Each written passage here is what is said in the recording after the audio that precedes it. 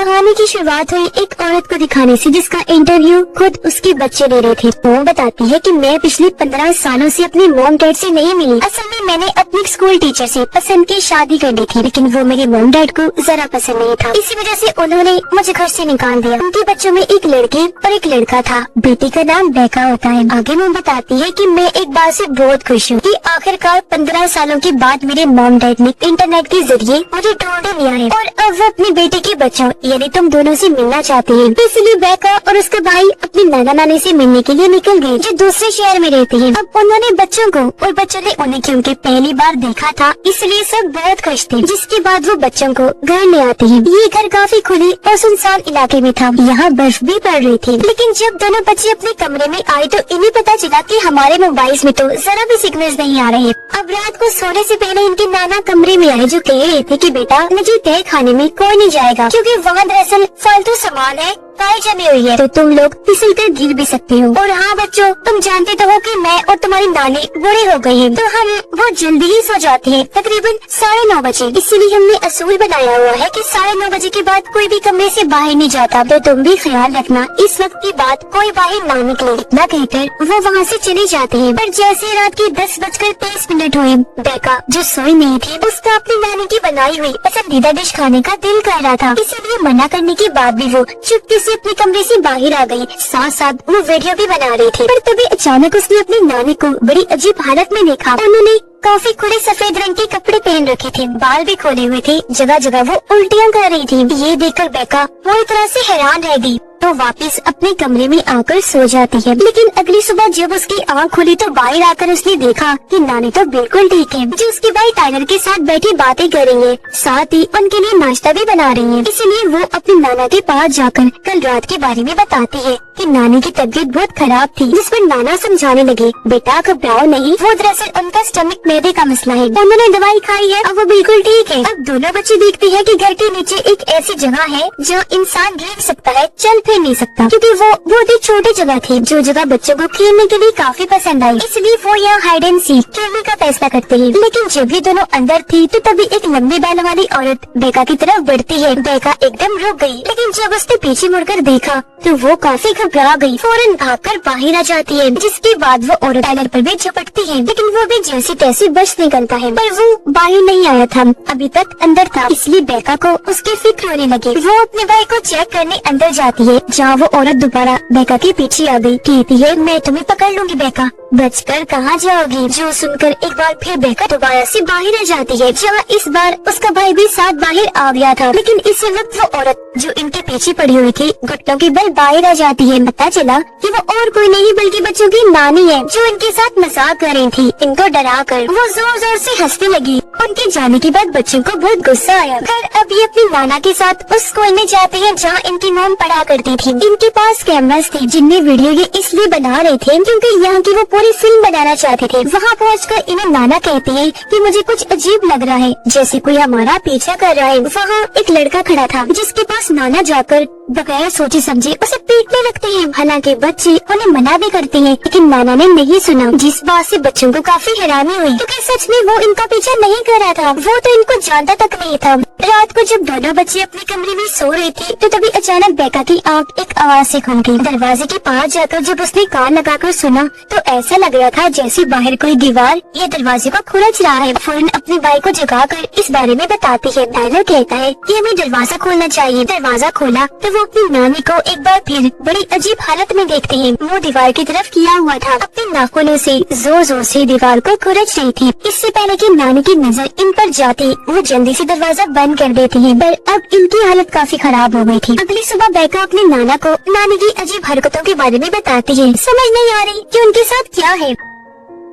इस पर नाना बताते हैं कि तुम्हारी नानी को एक दिमागी बीमारी है, जैसे रात को कुछ लोग नींद में चलते हैं ना, क्योंकि उन्हें ये बीमारी होती है, वैसे ही तुम्हारी नानी को जो बीमारी है उसे सनडाउन कहा जाता है। इसमें लोग सूरज की ढलती रात के अंधेरे में अजीबोगरीब हरकतें करते हैं। उस टाइम उसे कुछ होश नहीं होती और ऐसा 9:30 बजे के बाद ही होता है। तो अब तुम दोनों के लिए बेहतर होगा कि इस टाइम के बाद अपने कमरे से बाहर मत निकलना। कुछ देर बाद खिड़की से इनकी नानी कहती है, बच्चों आई एम सॉरी, मुझसे गलती हो गई है। साफ सफाई करते हुए तुम्हारे लैपटॉप के कैमरा पर मुझसे कुछ लग गया है। हालांकि मैंने वो बहुत साफ करने की कोशिश की पर नहीं हुआ। ये सुनकर टाइलर को अपनी नानी पर शक होने लगा कि उन्होंने ऐसा जानबूझ के किया और रात में जो वो हरकतें करती है वो भी जानबूझ के ही करती है। जिसके बाद ये कॉल पर अपनी मॉम से बातें करते हैं। टाइलर अपनी मॉम को बताता है कि मामा मुझे यहाँ बिल्कुल अच्छा नहीं लग रहा। नाना और नानी बहुत अजीब है, उल्टी उल्टी हरकतें करते हैं। जो सुन उसकी मॉम हंसने लगी। अरे बेटा ऐसे कुछ नहीं है, वो बहुत अच्छे हैं, तुम लोगों से प्यार करते हैं। तुम्हें ऐसा इसलिए लग रहा होगा क्योंकि वो बूढ़े जो हो गए हैं। तो मेरा बच्चा परेशान न हो, आराम से रहो, एंजॉय करो। बेका भी अपनी मॉम की हाँ में हाँ मिलाती है। थोड़ी देर बाद बेका अपनी नानी के पास जाती है। नानी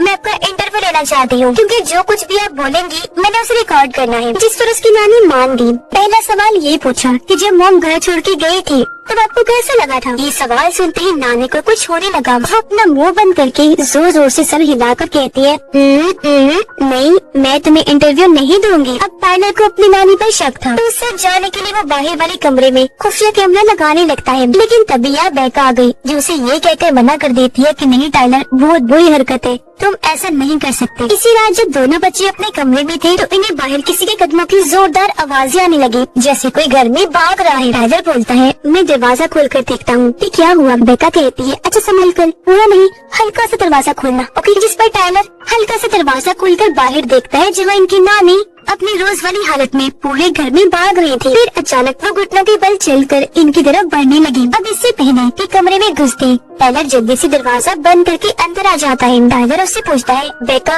ये तो बड़ी अजीब हरकत है, क्या सनडाउन बीमारी में ऐसा ही होता है? इस तरह कहती है कि हाँ, इतना बड़ा मसला नहीं, बिल्कुल वैसा ही है जब कोई नींद में चलता है और तुम भी बचपन में नींद में चला करती थी। अगली सुबह यहाँ एक औरत आई जो पड़ोसन थी। वो बच्चों से पूछती है कि तुम्हारे नाना नानी कहाँ है? बच्चों ने बताया कि वो तो अभी घर पर नहीं है और आप किस लिए आई हैं? जिस पर वो बताने लगी वो दरअसल सैटरडे को उन्होंने हॉस्पिटल आना था। क्योंकि वो नहीं आई तो मैंने सोचा कि खुद ही आ जाती हूँ उनसे मिलने। क्योंकि जब मैं हॉस्पिटल में दाखिल थी उन्होंने मेरे साथ साथ बाकी मरीजों का भी बहुत ध्यान रखा क्योंकि वो यहाँ के हेड हैं जो लोगों की मदद करते हैं। इसी वजह से मैं उनके लिए केक लाई हूँ। अब कुछ देर बाद जब उनके नाना नानी घर वापस आए तो बेका को नानी की जोर जोर से हंसने की आवाजें आई। जब ये वहाँ गई तो नानी कुर्सी आगे पीछे करके दीवार की तरफ देखकर हंस रही थी। बेका फौरन उनके पास गई, पूछती है नानी आर यू ओके? ऐसे जोर जोर से क्यों हंस रही हैं आप? इस पर नानी बताने लगी बेटा मेरे अंदर एक खौफ है, एक डर है, बहुत ही खतरनाक किस्म का। जो कहकर वो अपने गले वाले स्कार्फ को मुंह पर लाकर अपना दम घोटने की कोशिश करती है ताकि वो मर जाए। ये देखकर बेका घबरा गई, कहने लगी स्टॉप नानी, नानी स्टॉप, क्या कर रही हैं आप? ये करना बंद करेंगी? और तभी वो उनके हाथ रोककर जैसे तैसे उनको रोक लेती है। नानी ये सब क्या हो रहा है,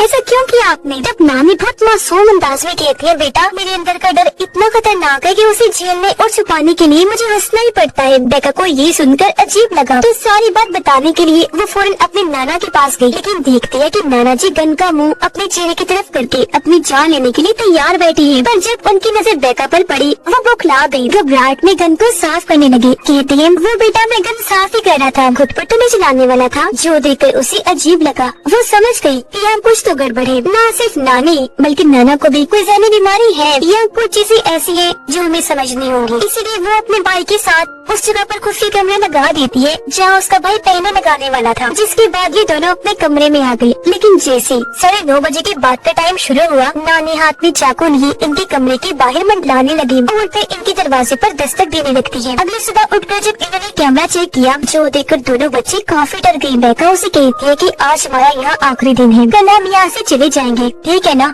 तू घबराओ नहीं और हाँ सब कुछ ऐसे करना है कि उन्हें शक न हो। फिर जब ये दोनों बाहर खेल रहे थे तो नाना आकर पूछते हैं कि सब ठीक तो है ना बच्चों? बेका जवाब देती है कि सब ठीक है नाना जी, लेकिन मैं आपका इंटरव्यू लेना चाहती हूँ। और अब वो अपने नाना को बैठाकर उनसे सवाल जवाब करती है। पूछती है जब आप काम किया करती थी तब आपको कैसा लगता था? नाना कहते हैं कि काम के दौरान मुझे हर वक्त एक सफेद रंग की परछाई दिखती थी जिसकी आंखें पीली पीली थी जो हमेशा वहाँ घूमती रहती थी। ये सुनकर बेका को यकीन हो गया कि जरूर नाना के साथ भी कोई गड़बड़ है क्योंकि सवाल वो कुछ कर रही थी, जवाब उसे कुछ और ही मिल रहा था। साथ ही यहाँ पता चला कि नाना को एक ऐसी बीमारी है जिस वजह से वो हमेशा डायपर पैम्पर पहन के रखती थी क्योंकि उन्हें कंट्रोल नहीं था, उन्हें बिल्कुल भी पता नहीं होता, वो अपने कपड़े गंदे कर लेते हैं। अब कुछ देर के बाद इनकी वही पड़ोसन आती है जो केक लेकर आई थी। बच्चे ऊपर से देखते हैं कि नीचे नाना नानी उस औरत से किसी बात को लेकर बहस कर रही थी, लेकिन थोड़ी देर बाद वो उसे अपने साथ अंदर ले जाने के लिए मान जाते हैं। कुछ देर के बाद नाना नानी बाहर आए जिन्हें देखकर टाइलर बेका को बताता है कि ये दोनों उस औरत को भी साथ लेकर गए थे और ये अकेले ही बाहर आए, वो नहीं आई। इस वजह से दोनों ही काफी घबरा गए। अब बेका ने अपने लैपटॉप का कैमरा ठीक कर लिया था जो नानी ने खराब कर दिया था, और क्योंकि उनकी मोम भी घर वापस आ गई थी इसलिए दोनों बच्चे उन्हें वीडियो कॉल करते हैं। कहने लगे, मॉम अब जल्दी से गाड़ी में बैठे और हम मिलने के लिए फौरन आ जाएं। इस पर मोम कहती है, बेटा आ जाऊंगी, क्या हो गया, रिलैक्स रहो, इतना लंबा सफर है, मैं गाड़ी में कैसे आ सकती हूँ। बेका उन्हें बताती है, मामा आपको नहीं पता यहाँ बहुत कुछ अजीब हो रहा है। मामा पूछते हैं, अच्छा बताओ इस वक्त तुम्हारे नाना नानी कहाँ है। बेका जवाब देती है, वो नीचे खड़ी है। मॉम ने कहा, जरा मुझे दिखाओ तो, जिसमें बेका उन्हें वीडियो कॉल पर अपनी नाना नानी को दिखाती है। उन्हें देखकर मॉम काफी हैरान रह गई। कहती है, बच्चों ये तुम्हारे नाना नानी नहीं है, तुम्हारी असली नाना नानी कहाँ है। बच्चे जवाब देते हैं कि जब से हम यहाँ आए हैं तब से इन्हीं के साथ ही रह रहे हैं, इनके अलावा घर में हमने किसी को नहीं देखा। मॉम बहुत घबरा गई, फौरन पुलिस को कॉल करने लगती है, लेकिन टूटा पुलिस से राब्ता नहीं हो पाता। वो और डर गई। कहती है, अच्छा बच्चों परेशान ना हो, मैं बहुत जल्द तुम तक पहुँचने की कोशिश करती हूँ। तब इनके नकली नाना यहाँ आ गए। कहती है, बच्चों हम आज बोर्ड गेम खेलेंगे। जैसे ही रात हुई दोनों बच्चे यहाँ से निकलने का प्लान बनाने लगे। उन्होंने जैसे दरवाजा खोला कि उस पड़ोसन की लाश बाहर पेड़ पर लटकी हुई है। इससे पहले कि यहाँ से निकलती नकली नाना आकर दरवाजा बंद कर देते हैं। कहने लगे, आ जाओ बच्चों अब हम बोर्ड गेम खेलते हैं। पर गेम के दौरान बेका कहती है, वो मेरे कैमरे की बैटरी लो हो गई है, मैं जरा इसे चार्ज पर लगा के आती हूँ। यह नाना ने टॉयलेट कपड़ों में कर दिया था इसलिए वो भी यहाँ से चले गए और अब यहाँ सिर्फ नानी और टाइलर ही थे। अचानक उसकी नानी नॉर्मल से अजीब तरह खाना शुरू कर देती है, फिर कैमरा की तरफ देखकर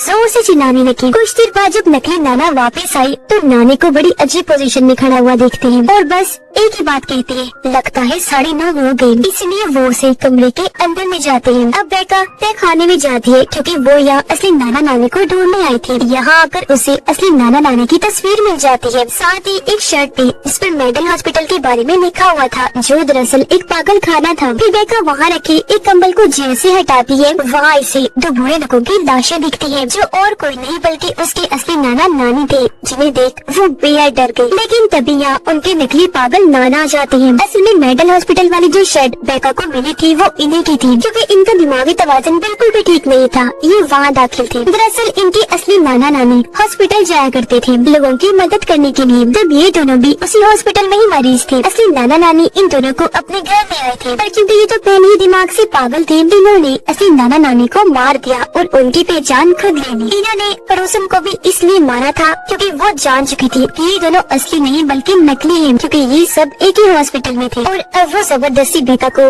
ऊपर ले आती है। कहने लगी कि आज हम सबकी आखिरी रात है। ये बेका को उस कमरे में बंद कर देता है जहाँ इनकी नकली पागल नानी है। इस वक्त भी नानी को पागलपन का दौरा पड़ा था। एकदम झपट कर वो बेका पर हमला कर देती है, फिर दोबारा पीछे हटकर चादर ऊपर लपेटकर उसे डराने की कोशिश करती है, जिससे उसकी हालत बहुत खराब हो गई। अब एकदम पीछे से झपट कर उस पर दोबारा हमला कर देती है, जोर जोर से शीशे पर दे मारती है, फिर बेड पर लिटाकर जानवर जैसा सलूक करने लगी जैसे उसे काट लेगी। इससे पहले वो उसे जान से मारती बेका टूटे कांच का टुकड़ा पकड़ के नानी पर हमला कर देती है। वो कांच को बार बार गर्दन में घुसाती रहती है और नानी की जान बड़ी बेरहमी से ले लेती है। नीचे टाइगर बुरी तरह से डरा हुआ था। तभी उसके पास नकली नाना आकर कहता है, मैं तुम्हें शुरू से पसंद नहीं करता और तुम्हें जर्म्स जरासीम से मसला है ना, तुम्हें एलर्जी है ना। असल में टाइगर को गंदगी से एलर्जी थी, इसलिए ये नकली नाना अपना डायपर जो पूरी तरह से गंदा था उसे निकाल कर टाइगर के मुंह पर लगा देता है। लेकिन तभी पीछे से बेका आकर नाना पर झपट पड़ती है, उसे पकड़कर आंखें फोड़ने की कोशिश करती है। टाइगर को भी बहुत गुस्सा आया, वो भी अपना कंट्रोल खो चुका था। इस पागल आदमी जो उसकी बहन को मार रहा था उसे फ्रिज के पास धक्का देता है, फिर बार बार फ्रिज से उसे इतना मारता है कि उसकी जान ही ले लेता है। जो करने के बाद टाइगर जोर जोर से चिल्लाने लगा। बेका बड़ी मुश्किल से अपने भाई को शांत करके घर से बाहर ले आई। इन्होंने देखा कि हमारी मोम पुलिस को लेकर यहाँ आ गई है। अब बच्चों की मोम इनके पास आकर बहुत रोने लगी। बेका अपनी मोम को संभालती है, एक दूसरे के गले से लगकर बहुत रोती है। इस फिल्म की कहानी यहीं पर खत्म हो जाती है।